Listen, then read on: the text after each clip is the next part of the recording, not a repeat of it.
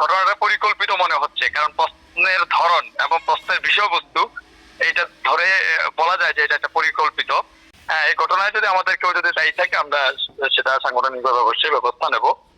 যে ঘটনাটা ঘটছে এটা খুবই দুঃখজনক এবং এটার জন্য আমরা প্রতিবাদ জানাই। ঘটনাটা পরিকল্পিত মনে হচ্ছে, কারণ প্রশ্নের ধরন এবং প্রশ্নের বিষয়বস্তু এইটা ধরে বলা যায় যে এটা একটা পরিকল্পিত।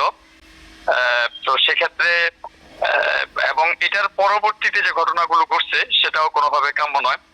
এখানে যদি আমাদের দলের কেউ যদি এর সাথে দায়ী থাকে, তো সেটা আমরা সাংগঠনিকভাবে ব্যবস্থা নেব। কিন্তু পরবর্তীতে যে মব সৃষ্টি করা হলো এবং হলো গায়ে হাত তোলা হলো, আমাদের কর্মীদের চেয়ার ছড়াছড়ি হলো, এটা তো কোনোভাবে মেনে নেওয়ার মতো না। এখানে প্রোগ্রামের আয়োজক ছিলেন, তারপরে পুলিশ প্রশাসন ছিলেন। কোথাও কোনো সমস্যা হলে তারা দেখবে, কিন্তু কর্মীদের গায়ে হাত তুলবে নির্বাচনে তফসিলের পর। এখন এই অবস্থা, তো এইভাবে আমরা আমাদের কর্মীরা তো শঙ্কিত।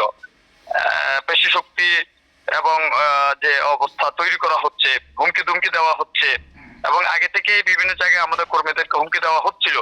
আজকে তার যে বহিঃপ্রকাশ, নগ্ন বহিঃপ্রকাশ ঘটছে, এটাতে আমরা শঙ্কিত।